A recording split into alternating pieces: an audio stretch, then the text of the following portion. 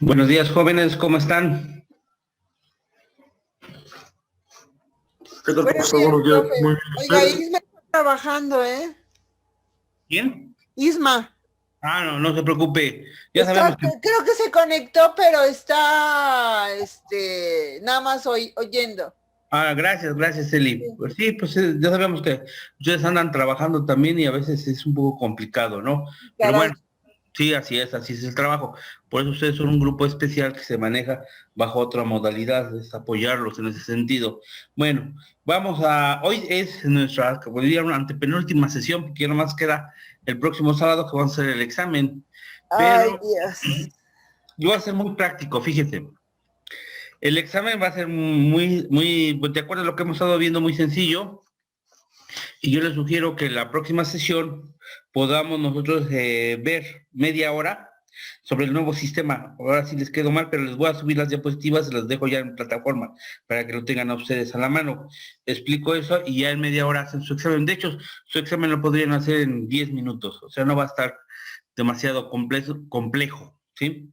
Va a ser totalmente práctico. ¿Qué les parece? Ok, está bien.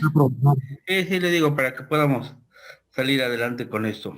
Bueno, vamos a ver, me mandaron sus actividades, algunos, gracias, se los recibí.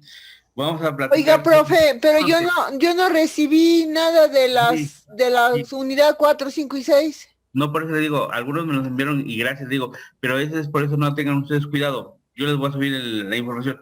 Es que hubo un curso y no es de texto, pero sí con otras cuestiones se me complicó un poco, ¿sí?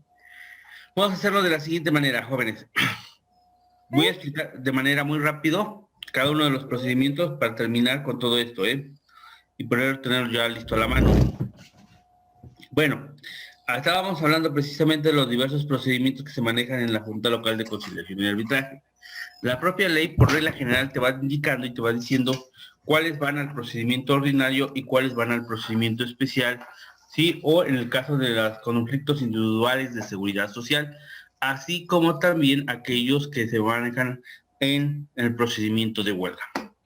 Por ejemplo, los de conflictos de seguridad social son todos aquellos relacionados a veces con las aportaciones realizadas ante el Instituto Mexicano del Seguro Social, que es uno de los que manejamos. Otro también es la cuestión de las aportaciones del Infonavit, también que hay que tomar en consideración porque se maneja. En algunas ocasiones también tenemos, por ejemplo, sobre los derechohabientes. Recuérdense que por ley se manejaba mucho que si un trabajador estaba casado civilmente, sus hijos por lógica tendrían que gozar del seguro social, pero para eso tendrían que cumplir con ciertos requisitos. Eso no impide, y aclaro, si esta persona, trabajador, tuviera otros hijos en una segunda relación, en la que estaríamos hablando sería en un concubinato, ¿no? También esos hijos de su segunda relación tienen derecho a las prestaciones que les otorga el Seguro Social. Entonces, son situaciones más comunes que se manejan sobre este aspecto y los cuales tendrían que resolverlo precisamente por parte de la Junta, que es la parte más interesante de todos esos procedimientos. Bueno, después de estos procedimientos que tenemos y el procedimiento de huelga, ¿qué es el procedimiento de huelga? El procedimiento de huelga, recuerden ustedes que es un derecho que la propia Constitución les otorgó a los trabajadores. ¿En qué consiste esa, llamémosle, privilegio? Recuerden los antecedentes de las huelgas de Río Blanco y de Cananea. Precisamente, la huelga es un derecho que les permite a los trabajadores a manifestarse ante sus patrones y solicitar la intervención de las autoridades laborales para que de cierta manera les sean reconocidos sus derechos que en algunas ocasiones como trabajadores han sido vulnerados o han sido de cierta manera, eh, le llamaríamos, hay un nombre, se le hayan de cierta forma disminuido cada una de sus prestaciones contractuales establecidas. o se les haya incrementado la jornada de trabajo también en algunos casos y no se les reconozcan sus pagos. Bueno, y aquí la huelga es algo interesante. ¿Por qué? Porque precisamente en la huelga se hablan de huelga lícita y huelga legal, ¿sí? ¿Y esto quién lo va a clasificar?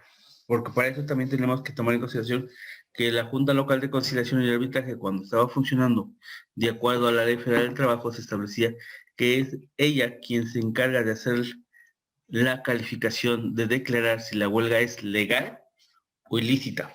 Si la huelga es legal, tiene que haber cumplido con todos y cada uno de los requisitos que establece la Ley Federal del Trabajo, ¿sí? Y entonces declara la huelga como legal.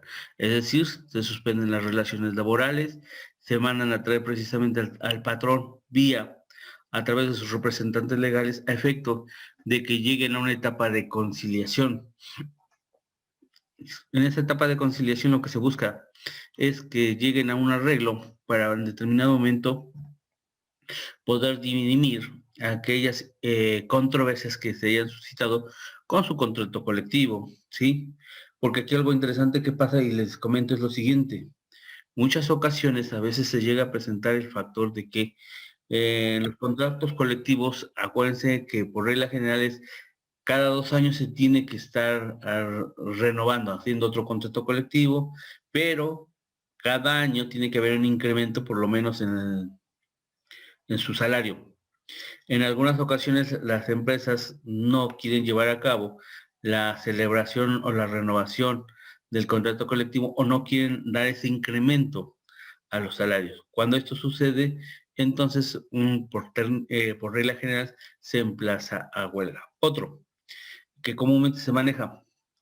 Hay sindicatos que de una o de otra manera observan que en algún lugar, algún negocio o establecimiento, sus trabajadores no han formado sindicatos. ¿Sí? ¿Por qué? Por el número de trabajadores que tienen, no es posible constituir un sindicato. Recuerden que la regla general para los sindicatos se establece que deben ser por lo menos 20 trabajadores de forma activa. Y para eso se tiene que construir el sindicato.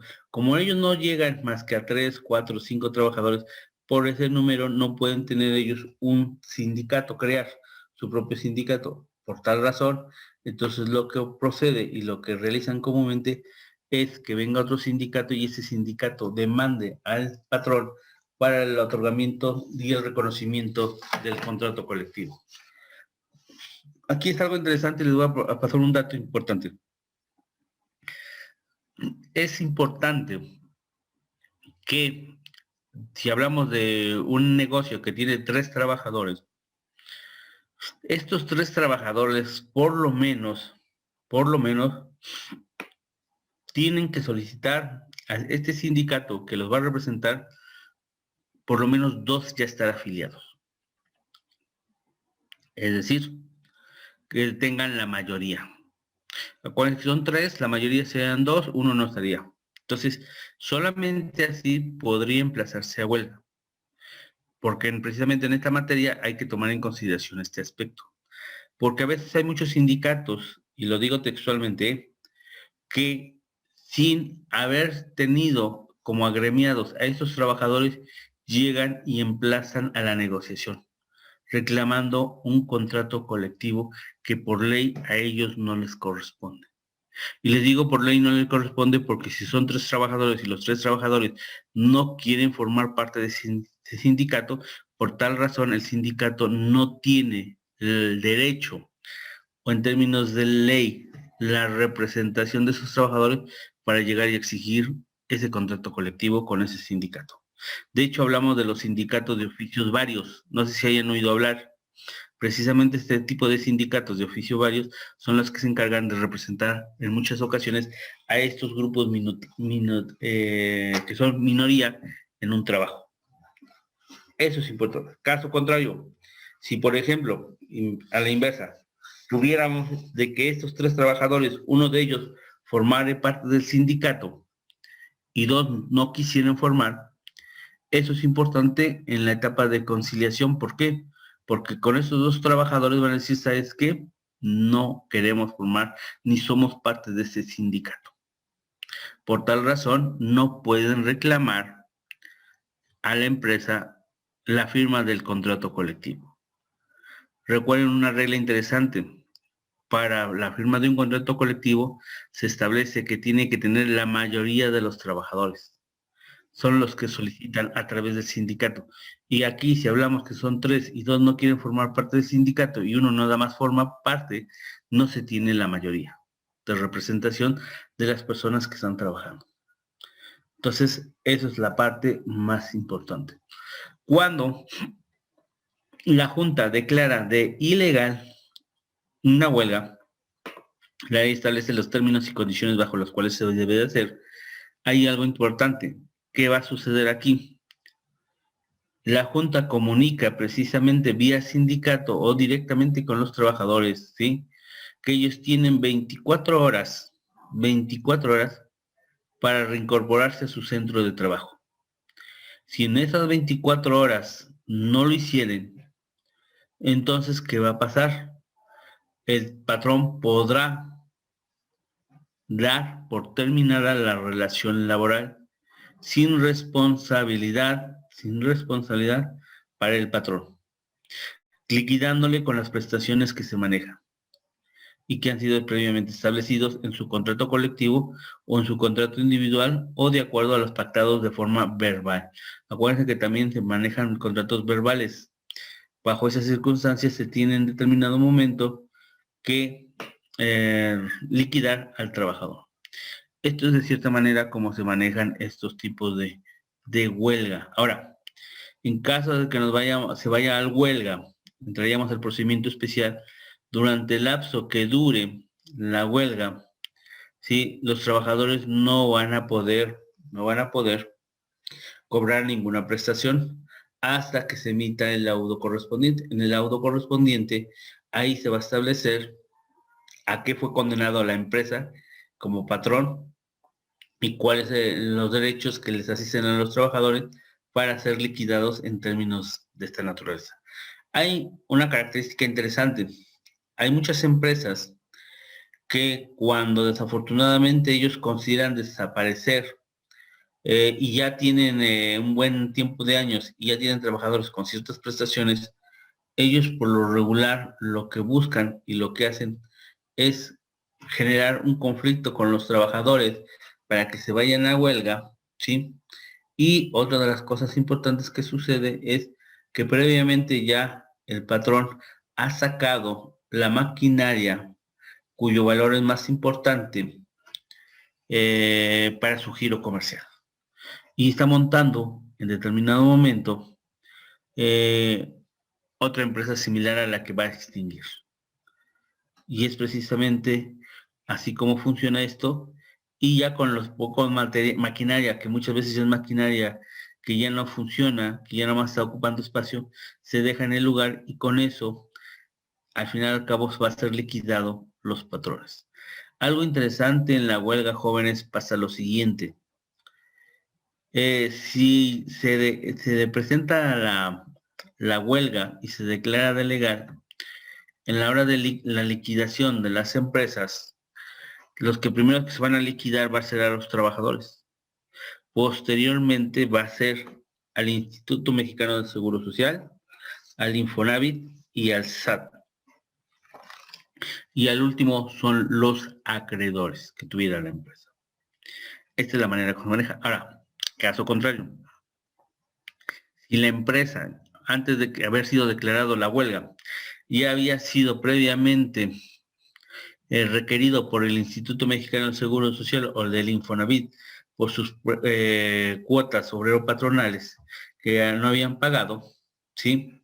Entonces, en ese orden de prelación, tendría que ser primero el IMSS, después el Infonavit, después los trabajadores, después vendría el SAT y al último los acreedores. Siempre por regla general van a ser los acreedores los que van a estar estableciéndose. Ahora, recuerden que precisamente para liquidar una empresa tenemos que irnos nosotros a lo que se llama el concurso mercantil. Y es ella el encargado de ver que realmente esta empresa esté ya en números rojos y de cierta forma proceder a su liquidación. Y él establecerá la forma y la manera en la cual serán liquidados con sus bienes muebles que tenga esta empresa para liquidar a sus acreedores. Bueno, Tengo entonces, una pregunta, profesor. dígame usted, Cuando digamos. la huelga no es reconocida por las autoridades, ya llevan mucho tiempo, ¿qué sucede? O sea, el trabajador, la empresa o cómo. Bueno, aquí es algo interesante, fíjate. Aquí viene algo que hay que tomar en consideración. De hecho, no es tanto que se lleve mucho tiempo. Tú llegas, los sindicatos, por regla general, son los que van a emplazar a huelga. Y lo que hacen ellos, hacen lo siguiente. Ellos presentan su emplazamiento a huelga, así se llama, su pliego petitorio de emplazamiento a huelga. En ese momento, la Junta lo que va a hacer es revisar, analizar y manda a traer, así lo digo, manda a traer a la empresa a través de sus abogados. Sus abogados comparecen y en ese momento, ¿sí? Lo que procede es que la Junta oye a las partes y emite una resolución. La resolución es puede decir sí, puede declarar de lícita la huelga, o declara, le llamamos huelga legal, o le dice que es una huelga ilegal.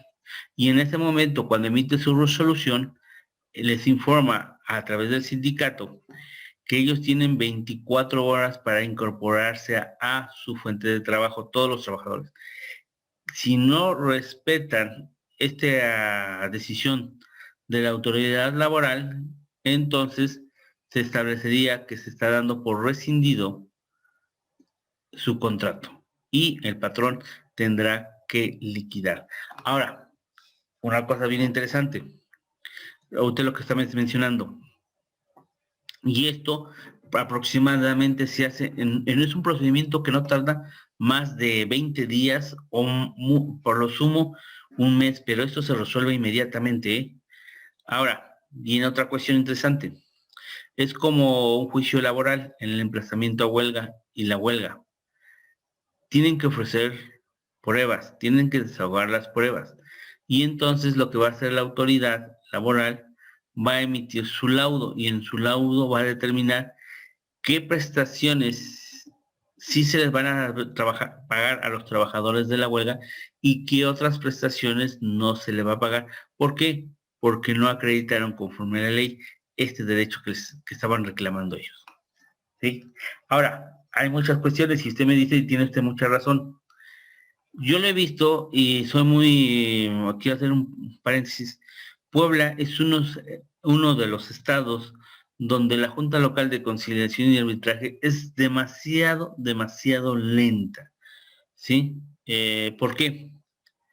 Porque las audiencias que se están manejando muchas veces se están señalando dentro de 3 meses, 4 meses, si bien te va. Entonces eso hace que los juicios se alarguen. 1 año, 2 años, 3 años, 4 años, ¿sí? Mientras la empresa, en este caso fue declarado como huelga, lo que va a pasar es que ya ella está funcionando con otro personal en otro lugar, ¿sí? Con el mismo giro y con los nuevos trabajadores. Y ya deja su suerte, y así lo digo textualmente, a que la Junta resuelva y con lo poco que tenga la empresa de asegurado y embargado, se le pague precisamente a todos los acreedores.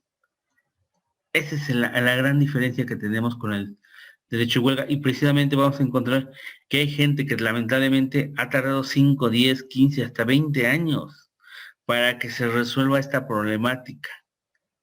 Y claro, al resolverse, pues imagínense, lo que estaban pidiendo como prestaciones, si lo trazamos a la devaluación de nuestra moneda, pues casi no es mucho lo que van a recibir. Y más si se embargaron bienes que con el transcurso de los años, los bienes muebles de las maquinarias tienden a devaluarse. Y eso es lo que se llama. Por esa razón es importante estos aspectos.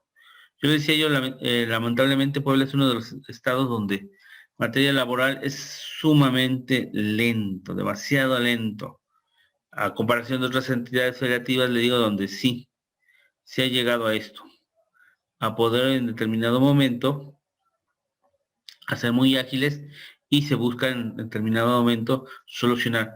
No sé si han visto que en 2 o 3 ocasiones Puebla, en caso particular, con Volkswagen, hubo emplazamientos a huelga. Y precisamente el día último en el que se había fijado la fecha para ser declarado la huelga, la Secretaría del Trabajo, ahí sí interviene. Los sindicatos y los representantes de los patrones llegan a un arreglo y lo firman. Y entonces levantan la huelga, el estallamiento a huelga. Y eso es lo que se tiene que manejar. ¿Por qué razón? Y eso es porque interviene también el gobierno del estado. Porque imagínense si Volkswagen se fuera a huelga para la economía de Puebla. ¿Mm? Entonces, esa es la gran diferencia. Depende del tipo de industrias que impacten económicamente a la cuestión económica de las entidades federativas. Y un caso particular es Volkswagen. Si ustedes lo revisan van a encontrar esta cuestión de verlo. ¿Alguna otra cuestión, Eli? No, profe, está bien, Sí, le digo, gracias. es que en Puebla sí es muy lento, desafortunadamente. Ok. Bueno, de hecho, también tenemos que la huelga es un derecho que se aplica en todos los sectores, ¿eh? También tenemos huelgas de universitarios. Si ustedes revisan la UAP tiene 2 sindicatos, el ASPABUAP y el SUNTUAP, ¿sí? Igual con la UNAM y así todas las universidades. De hecho, también ¿cómo se llama? ¿Cómo se llama esta? Universidades del Estado tecnológicas, ¿cómo se llama? La Universidad Tecnológica de Puebla también hay un sindicato. Aunque esta Universidad Tecnológica de Puebla, les comento a corto plazo, tienen un sindicato blanco. ¿Ya se acuerdan que hablábamos del sindicato blanco? ¿Sí recuerdan? No. Los sindicatos blancos se le consideran aquellos sindicatos que se han sido creados por la misma parte patronal con el efecto de que sean ellos quienes agrupen a todos sus trabajadores y se negocie con la empresa y muchas veces esos sindicatos blancos lo que va a pasar es O sea, es que juez y no, parte. exactamente, no van a acceder a todas las prestaciones que pidan los trabajadores. Simple y sencillamente cumplen con lo establecido en la ley de que tengan un sindicato y de que no llegue otro sindicato y se quiera meter y les genere una problemática. Ok. Entonces, esos son los famosos sindicatos blancos. Y esto se maneja en muchas empresas, ¿eh? Entonces, es parte de lo que lamentablemente hoy en día se está viviendo. De hecho, aquí hay algo interesante. Recuerden que había una reforma laboral.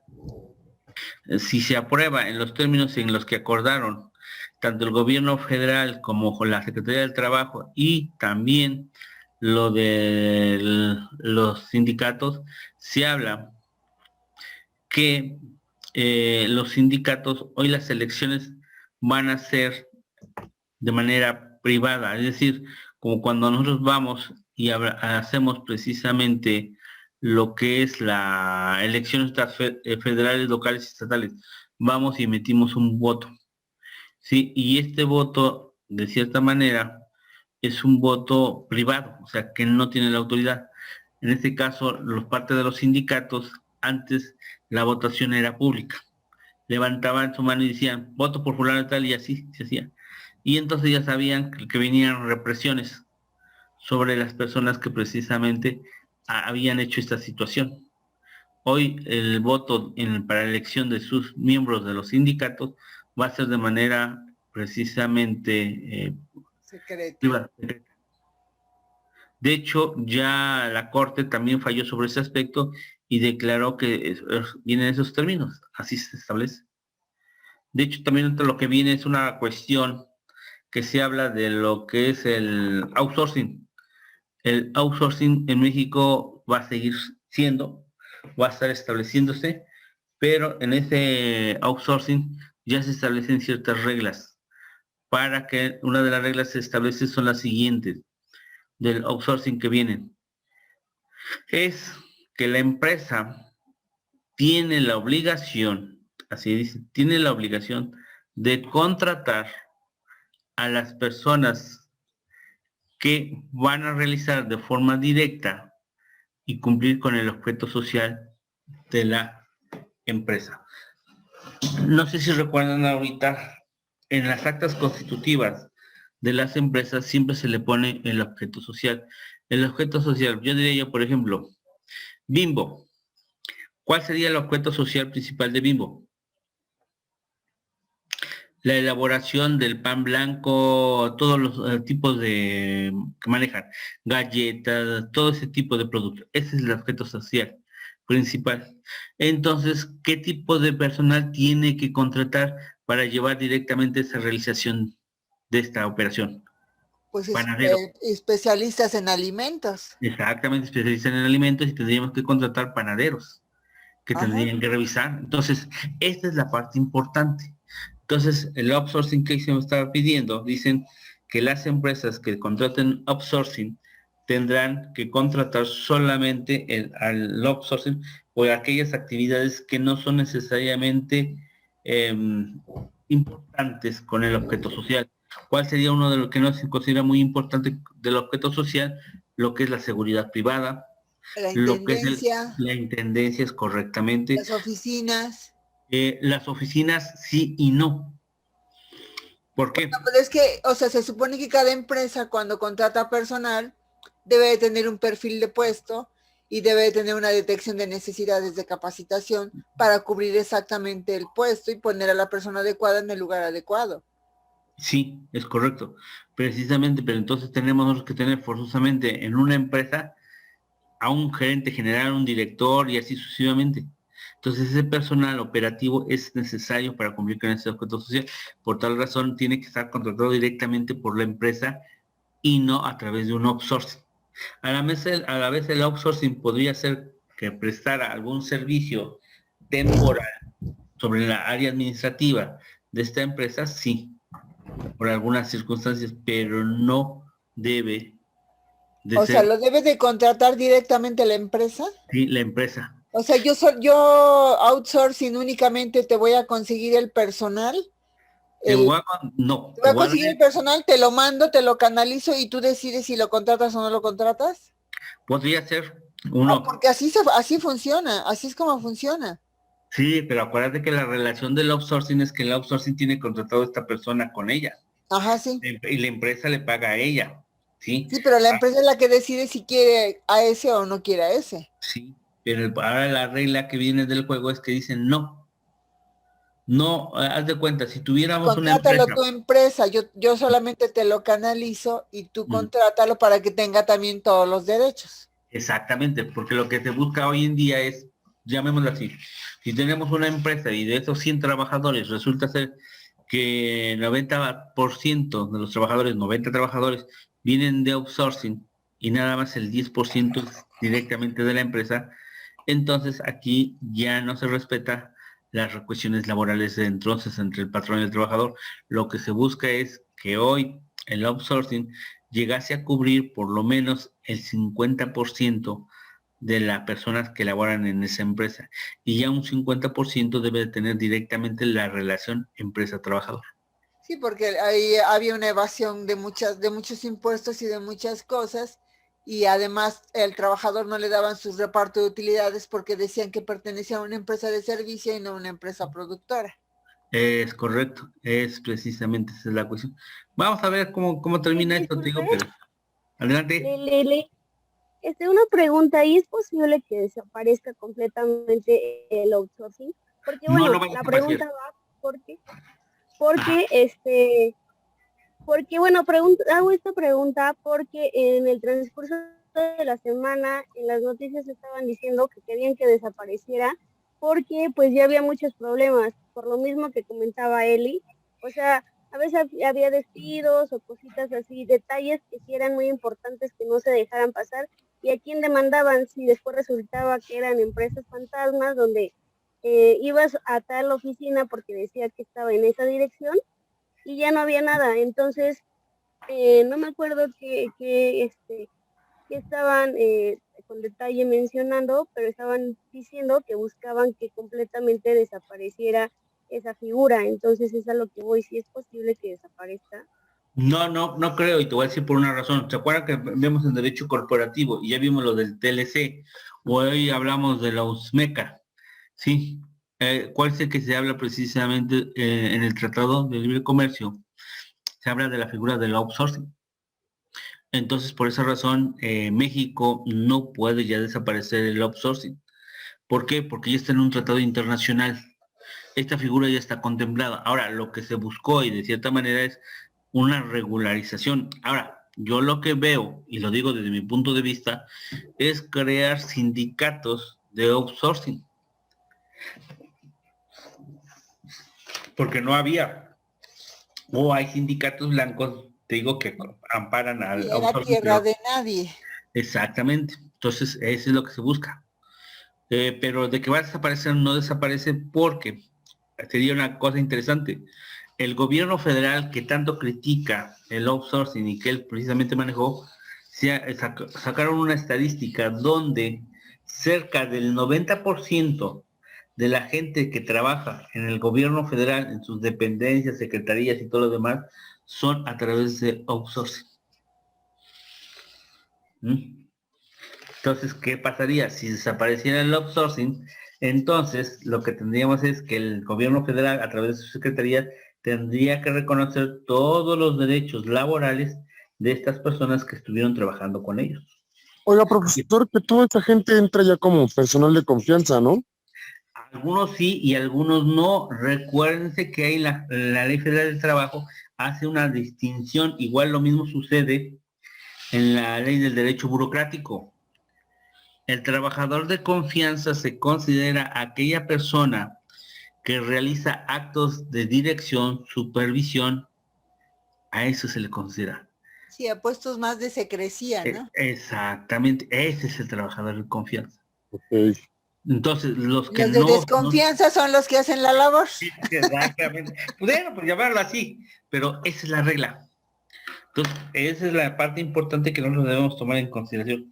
Es un tema muy amplio. Hay muchos temas y hay muchos aristas que realmente no vienen a resolucionar mucho.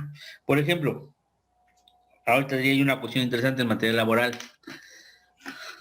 Profe, Dígame usted. yo tengo una pregunta. Sí, coméntelo usted. Y por ejemplo, los trabajadores que bueno, que son de outsourcing, ¿tienen iguales prestaciones? Deberían de. Aquí lo importante es revisar el contrato individual de trabajo, bajo qué términos y bajo qué condiciones han sido contratados. Ahora, aquí hay algo interesante y les voy a poner. Hay algunos outsourcing que tratan de manejar lo que es un contrato por prestación de servicios profesionales. Ajá. Cuidado, si ustedes se encuentran bajo esa figura, no hay problema. ¿Cómo se llama? Conserven sus contratos individuales.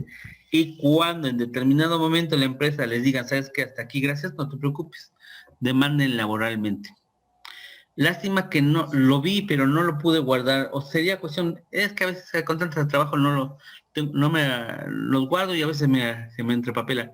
Hay una jurisprudencia, y es reciente, en este año salió, donde la Suprema Corte de Justicia de la Nación establece el hecho de que los prestadores de servicios profesionales, cuando han trabajado con una empresa y todo lo demás, mediante el contrato de prestación de servicios profesionales, y aquí viene la regla, si ellos han sido apagados bajo el régimen de asalariados, señores, existe la relación laboral. Y por lo tal razón no opera y no procede el contrato de prestación de servicios profesionales. Se considera un contrato laboral y por ende tiene derecho a las prestaciones que establece la Ley Federal del Trabajo para los trabajadores en este orden de idea. Y así es como generalmente lo manejan para no generar más, pues más cosas que tengan que pagar. Las famosas prestaciones laborales. Entonces sí hay. cada cosa que te vas encontrando y vas aprendiendo, te digo, a lo largo de la vida. Pero sí, entonces sí se puede generar. Mucha gente piensa que con el contrato de prestación de servicios profesionales, sí, pero para que no se ligue esta situación de subordinación, que es en materia laboral lo que se establece, tendrían ellos que estar pagando bajo el régimen de honorarios profesionales. Pero muchas empresas lo que hacen es que los meten bajo el régimen de asalariados. Ajá, asimilados, ¿no? Asalariados y asimilados. Entonces, aquí los señores, no pasa. Por eso, si alguno de ustedes se encuentran bajo esa situación, vayan guardando sus comprobantes de pago, vayan guardando toda la cuestión y pues, se les pagan bajo una nómina. Entonces, son cuestiones interesantes. Lamentablemente yo a veces lo que digo, y soy muy honesto, les digo, mira, y a veces me he generado problemas con la gente personal de algunas empresas, más en el área contable, lo digo textualmente, porque yo les digo, mira, si ya tienes un trabajador y ya trabajó contigo, sus mejores años de su vida ya te los dejó, y tú por lo mejor ya no quieres que esta persona trabaje, muy fácil, tráelo, siéntalo, platique con él y vemos si se calcula cuáles son sus prestaciones, que se vaya con sus prestaciones de ley, lo liquida, le das y se acabó. ¿Por qué irnos a pleito? O sea, no tiene razón, o sea, ya esta persona 5, 6 años, 8 años, 10 años ya dejó parte de su vida aquí. Se estuvo trabajando, llega un momento que a lo mejor ya no puede, ya no coinciden tu empresa con los intereses del trabajador ni el trabajador con ustedes. Bueno, pues siéntense, llegamos a un arreglo, finiquitamos el asunto y se acabó. Pero no lo hacen así. No les gusta perder, no quieren perder. Fíjate que no es perder, te voy a decir una cosa. Si tomamos en consideración lo que se habla de Carlos Marx, se habla precisamente, y lo digo textualmente, donde el trabajador genera, y así lo ha establecido, en 4 horas laborables, él ya generó su salario que le paga la empresa. Las 4 horas adicionales que está generando ya es plusvalía para la empresa.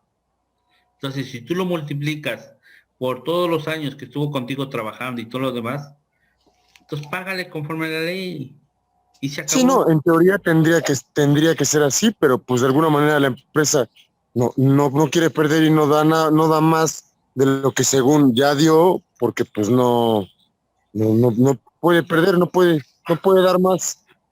Sí, Y es ahí donde pues, desgraciadamente estamos mal, ¿no? sí, estamos mal porque realmente la empresa nunca pierde. La empresa es ganar, ganar.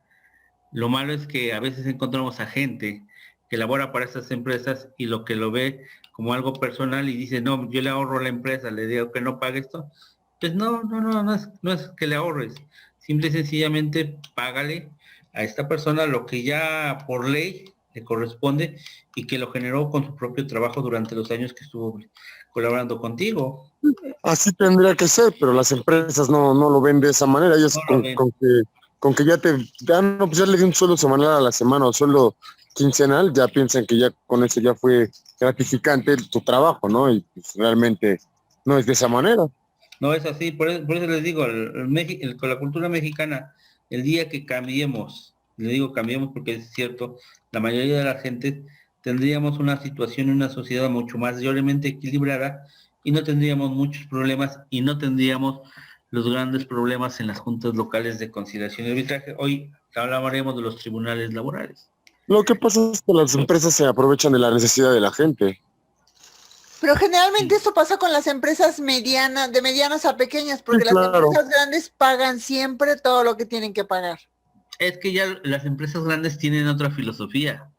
Una empresa mediana hay que tomar en consideración 2 aspectos.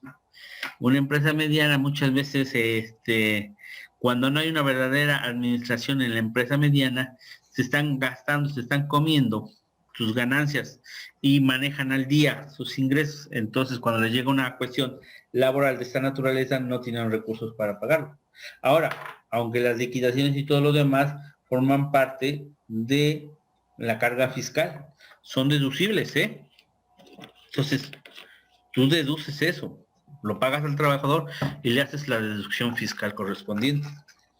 ¿Perdió la empresa? Pues no perdió la empresa.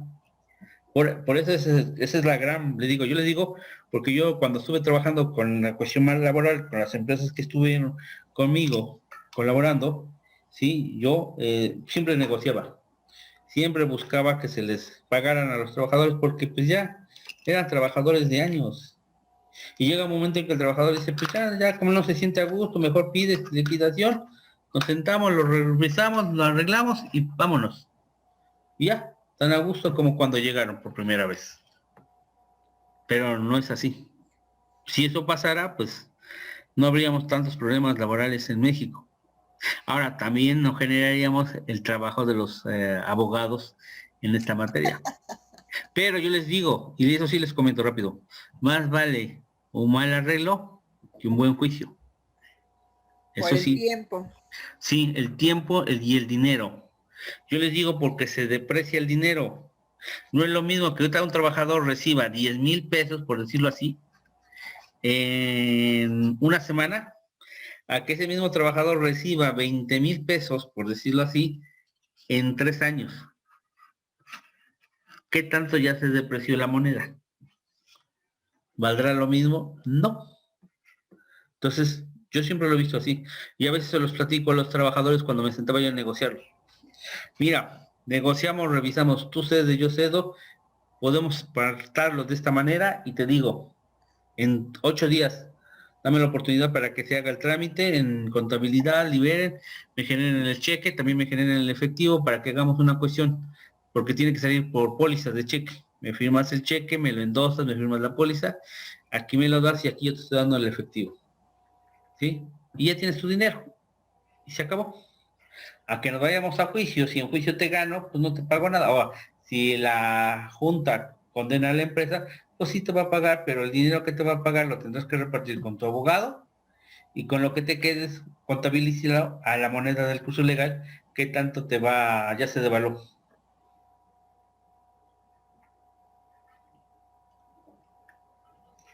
Y muchas veces sales perdiendo. Son situaciones de ese índole. Bueno, entonces vimos precisamente sobre la cuestión de los laudos. Tenemos otra cuestión interesante que no hay que perder de vista, jóvenes. El procedimiento de ejecución, el procedimiento de embargo y los remates. Cuando tú estás en un juicio laboral, puedes solicitarle a la Junta que se haga un embargo precautorio sobre ciertos bienes de la empresa, a efecto de garantizar el cumplimiento del laudo en caso de que haya sido el laudo sea favorable a sus prestaciones. ¿Por qué? Porque si tú no lo haces y te esperas a que emitan el laudo, sale el laudo condenatorio y en ese momento solicitas lo que es el procedimiento de embargo, haces el procedimiento de embargo, ¿qué va a pasar? Puede ser que ya la empresa no cuente con bienes suficientes que te permitan cubrir tu laudo correspondiente. Entonces es importantísimo esto. Ahora, ¿qué bienes podemos embargar? Recuérdense que la regla muy general, casi en todos los procedimientos se establece, lo que podemos embargar son dinero, alhajas, ¿sí? Bienes, maquinaria y todo lo demás, bienes muebles, inmuebles. Lo que no se puede embargar es el menaje de una casa. Sí. Entendamos por menaje de una casa la cama, el refrigerador, los platos, el comedor, las sillas, eso, la estufa. Entonces, eso por regla general no se puede embargar. Sin embargo, todo lo demás sí puede ser embargado. De hecho, aquí hablamos que siempre en un embargo se nombra como un depositario a la propia empresa de sus propios bienes, ¿sí? Y él tiene como depositario la obligación de cuidarlos, conservarlos y no hacer mal uso de ellos. Ya una vez que se haya hecho el laudo y haya sido condenatorio y se haya establecido, entonces tendríamos nosotros que hacer ya la remoción del depositario y se tendrá que decir quién es la persona quien va a ser el nuevo depositario. Ahora, también para esto tendríamos que ver que los bienes tendrían que ser llevar a un procedimiento de avalúo. El avalúo tendríamos que determinarlo precisamente por personal en el caso de Puebla sería Procuraduría Federal, Procuraduría de la Defensa del Trabajador, si tiene peritos evaluadores. De no tenerlo, tendríamos que ir a la Fiscalía General de Justicia del Estado de Puebla, a su sección de peritos, quienes sí tienen peritos evaluadores. Y ellos tendrían que hacer la evaluación sobre los bienes muebles que se hayan asegurado por parte del trabajador y que son bienes de la empresa. Una vez teniendo el avalúo correspondiente, procederíamos precisamente a entrar al procedimiento de los remates. ¿Qué es el procedimiento de remate o le llamamos la almoneda pública? Una vez que ya tengamos un laudo con una cantidad líquida, es decir, ya establecer cuánto lo que se le tiene que pagar al trabajador, y ya tengamos hecho los avalúos de los bienes que fueron embargados, que eran propiedad de la empresa, estos bienes tendrán que ser precisamente rematados. La ley establece que se tiene que hacer un aviso en el diario de mayor circulación, se pega un boletín en los estrados de la Junta, ¿sí? Y donde se hace mención de qué día, a qué hora tendrá que ser la moneda pública sobre estos bienes. Y los que quieran participar en esto tendrán que exhibir en sobre cerrado por lo menos el 10% del valor del avalúo. Antes se hacía a través de un billete de depósito que expedía Bansefi. ¿Sí? Ahí donde se compraba, se pagaba el Bansefi. ¿Por qué? Porque si tú salías beneficiado, entonces tú con ese billete de depósito y con el 10% de los bienes que se habían hecho en subasta, ya garantizas el cumplimiento y tenías 24 horas para pagar la cantidad restante. Ahora, Bansefi desapareció. En su lugar está el Banco del Bienestar. Bueno, entonces llegas a las monedas, se establece y se ven. Y se empiezan a ver cuántos hay personas que les interesa ese lote que se va a rematar. Si no hubiera ninguna persona interesada en ese lote, se declara desierto y se manda a una segunda almoneda.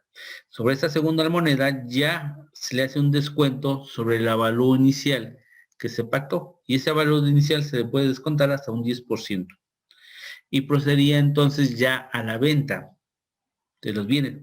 Si desafortunadamente no hay postor alguno, entonces, dada la situación en la cuestión que se encuentra, pues entonces se podría solicitar que se haga ya la adjudicación al trabajador de estos bienes y que sea pagado con los mismos.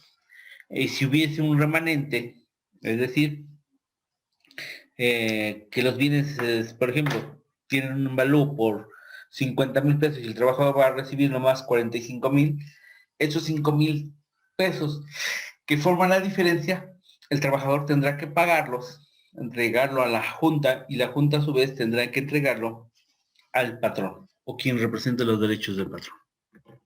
Y es así como se hacen los famosos remates. Finalmente, ¿qué son los procedimientos de tercerías y preferencias de crédito? Las tercerías, jóvenes, en todos los juicios, y aclaro, la mayoría de los juicios se hablan de tercerías excluyentes.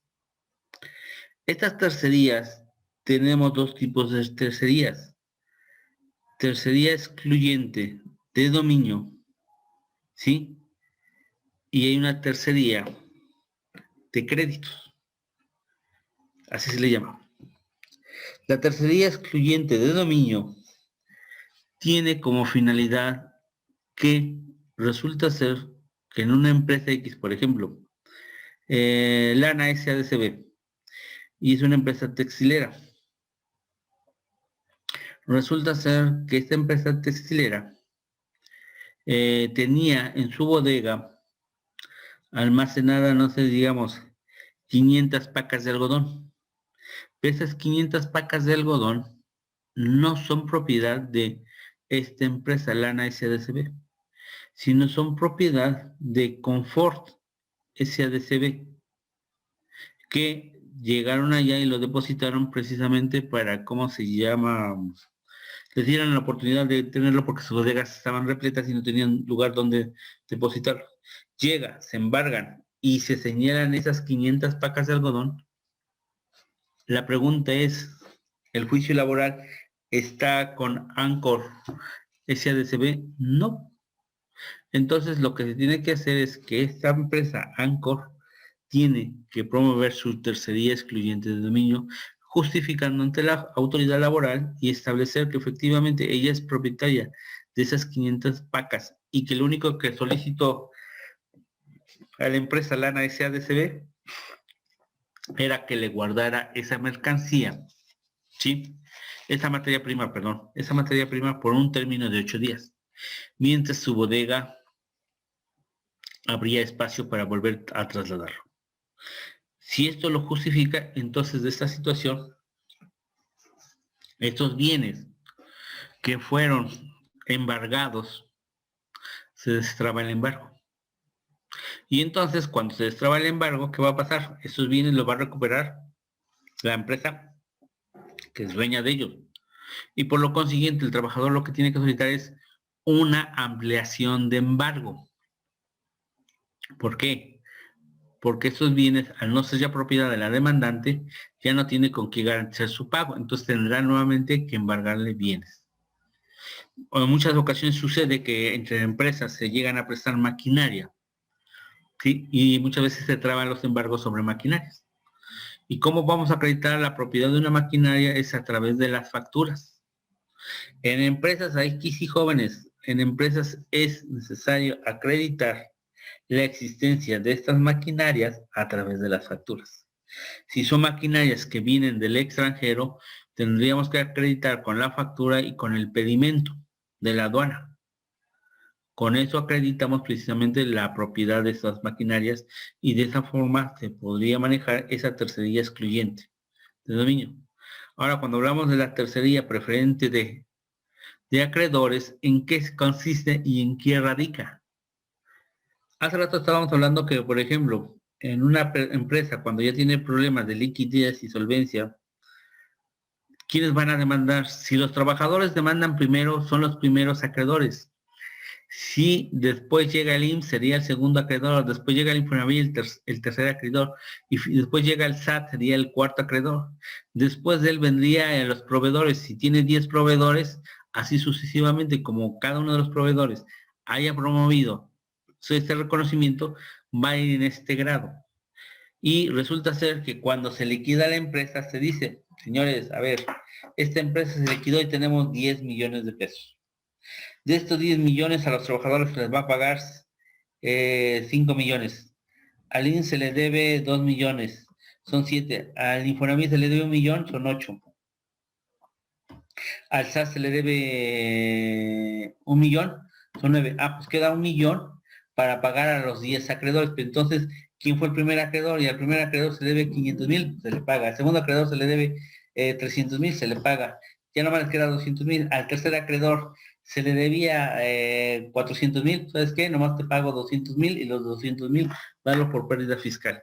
Y a los otros 7 restantes no se les paga. Porque ya no hay recursos de la empresa. Y bajo esas circunstancias ya no es pagable. Eso es a lo que se refiere precisamente a la preferencia de créditos. Siempre en materia laboral hay que tener mucho cuidado. Cuando veamos que una empresa ya tiene que empezar a problemas con la liquidez, son los trabajadores primero los que tienen que ejercitar la acción correspondiente para demandarlo. Y una acción para demandar a una empresa es el emplazamiento de huelga.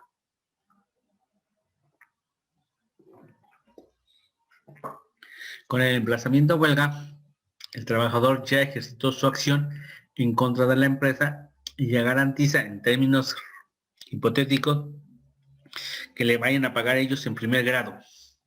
Porque si llega el IMSS... ya son las 9:01. Perdón, se me fue el tiempo. Bueno, discúlpeme, gracias, Eli. Nos vemos entonces el próximo sábado. Entonces así lo hacemos. Sí, profe, buen día. Su examen va a estar muy práctico. Nos vemos ahorita en nuestra otra clase, profe. Claro que sí. Gracias. Estamos viendo. Bye.